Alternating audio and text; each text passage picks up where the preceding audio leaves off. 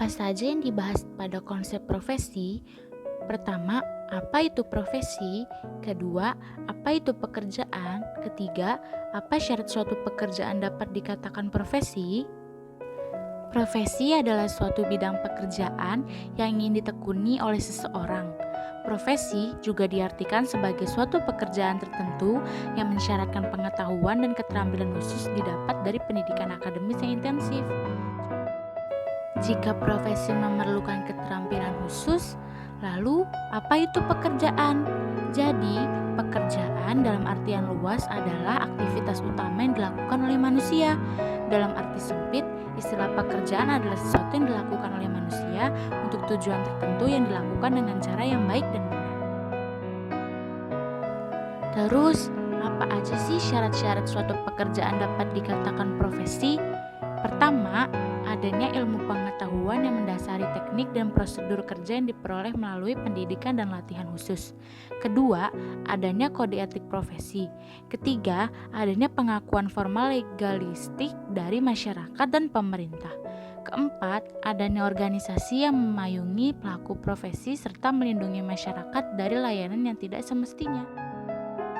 Selanjutnya, ada materi definisi dan tupoksi pendidikan. Apa saja sih yang akan dibahas? Pertama, definisi pendidik. Kedua, tugas pendidik. Ketiga, fungsi pendidik.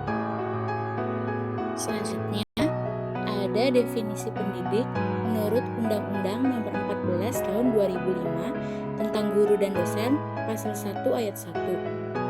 Guru adalah pendidik profesional dengan tugas utama mendidik, mengajar, membimbing, mengarahkan, melatih, menilai, dan mengevaluasi peserta didik pada pendidikan anak usia dini, jalur pendidikan formal, pendidikan dasar, dan pendidikan menengah.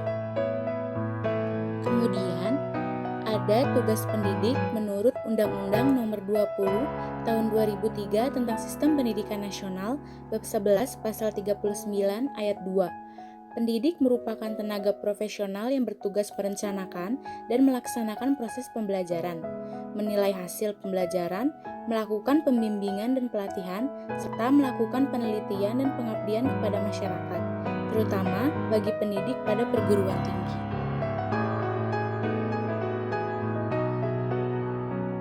Lalu, ada fungsi pendidik.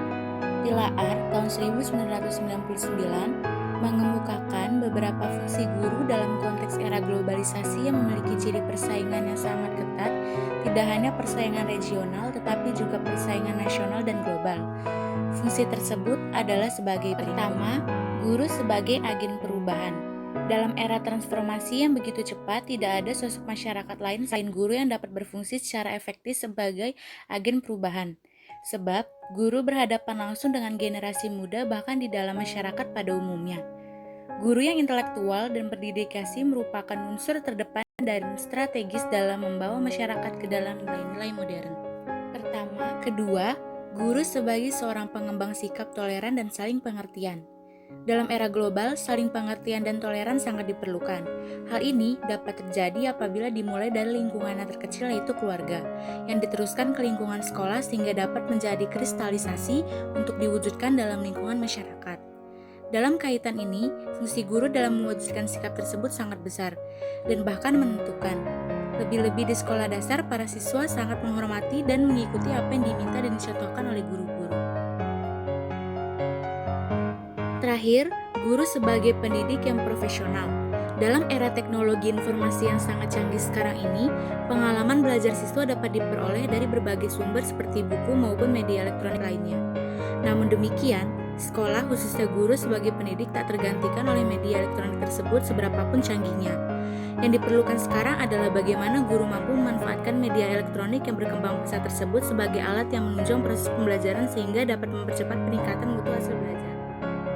Sekarang kita masuk ke materi kualifikasi pendidik.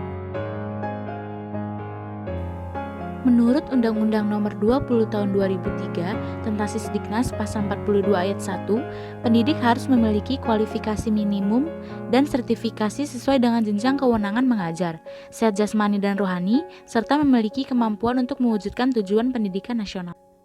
Mendidik sehat jasmani dan rohani, serta memiliki kemampuan untuk mewujudkan tujuan pendidikan nasional. Pasal 9, Kualifikasi akademik sebagaimana dimaksud dalam pasal 8 diperbolehkan melalui pendidikan tinggi, program sarjana atau program diploma 4. Pasal 10, kompetensi guru sebagaimana dimaksud dalam pasal 8 meliputi kompetensi pedagogik, kompetensi kepribadian, kompetensi sosial, dan kompetensi profesional yang diperoleh melalui pendidikan profesi.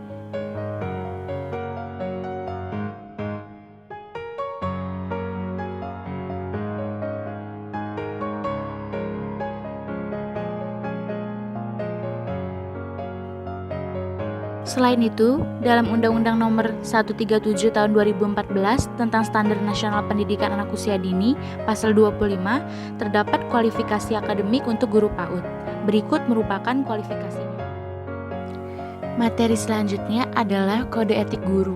Umumnya, kode etik dapat diartikan sebagai nilai, aturan, dan aturan tertulis yang mengatur apa yang harus dilakukan dan apa yang tidak boleh dilakukan oleh para profesional. Fungsi kode etik guru sebagai seperangkat prinsip dan norma moral yang mendukung pelaksanaan tugas dan pelayanan profesional guru dalam kaitannya dengan siswa, orang tua, wali siswa, sekolah, dan kolega dalam profesi. Hubungan termaksud dalam pedoman perilaku guru yaitu hubungan guru dengan siswa, hubungan guru dengan orang tua, hubungan guru dengan masyarakat, hubungan guru dengan sekolah, hubungan guru dengan profesi, hubungan guru dengan organisasi, hubungan guru dengan pemerintah. Kode etik guru berasal dari nilai-nilai agama dan Pancasila, nilai-nilai kompetensi pedagogis, kompetensi kepribadian, kompetensi sosial, dan kompetensi profesional. Nilai-nilai identitas, martabat, dan martabat manusia meliputi pengembangan kesehatan fisik, emosional, intelektual, sosial, dan spiritual. Kemudian kita masuk ke organisasi pendidik. Yang akan dibahas adalah organisasi nasional dan organisasi internasional. Organisasi pendidik merupakan suatu wadah-wadah tempat para anggota profesional tersebut menggabungkan diri dan mendapatkan perlindungan. Contoh organisasi nasional pertama adalah PGRI atau Persatuan Guru Republik Indonesia. Ini adalah organisasi di Indonesia yang anggotanya berprofesi sebagai guru. Selanjutnya, ada organisasi himpunan pendidik dan tenaga kependidikan anak usia dini yang bertujuan menghimpun aspirasi dan meningkatkan profesionalisme pendidik dan tenaga kependidikan AUD Indonesia. Kemudian, ada contoh organisasi internasional, yaitu UNESCO, Organisasi Pendidikan Keilmuan dan Kebudayaan Perserikatan Bangsa-Bangsa. Selanjutnya, ada National Association for the Education of Young Children. Berfokus pada peningkatan kesejahteraan anak-anak dengan penekanan khusus pada kualitas layanan pendidikan dan perkembangan untuk anak-anak sejak lahir hingga usia 8 tahun. Kemudian, masuk ke pengembangan dan pembinaan guru. Pembinaan dan pengembangan profesi guru meliputi pembinaan kompetensi-kompetensi pedagogik, kepribadian sosial, dan profesional. Sementara itu, pembinaan dan pengembangan karir meliputi penugasan, kenaikan pangkat, dan promosi. Upaya pembinaan dan pengembangan karir guru ini harus sejalan dengan jenjang jabatan fungsional mereka. Menurut PP Nomor 74 Tahun 2005 tentang guru mengamanatkan bahwa terdapat dua alur pembinaan dan pengembangan profesi guru, yaitu pembinaan dan pengembangan profesi dan pembinaan dan pengembangan karir. Sekarang kita telah memasuki materi terakhir tentang sertifikasi guru. Yang kita bahas pertama adalah pengertian sertifikasi, kedua kriteria dan persyaratan sertifikasi, ketiga tujuan sertifikasi, keempat manfaat sertifikasi. Menurut Undang-Undang Republik Indonesia Nomor 14 Tahun 2005, sertifikasi adalah proses pemberian sertifikat pendidik untuk guru dan dosen. Berikut merupakan kriteria dan persyaratan sertifikasi guru.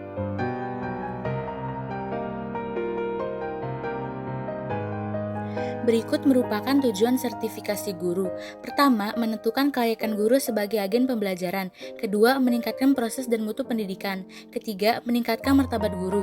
Keempat, meningkatkan profesionalisme guru yang profesional. Kelima, melindungi profesi pendidik dan tenaga kependidikan. Keenam, melindungi masyarakat dari praktik-praktik yang tidak kompeten. Terakhir, membangun citra masyarakat terhadap profesi pendidik dan tenaga kependidikan. Terakhir, terakhir ada manfaat sertifikasi guru. Pertama, pengawasan mutu. Kedua, penjaminan mutu.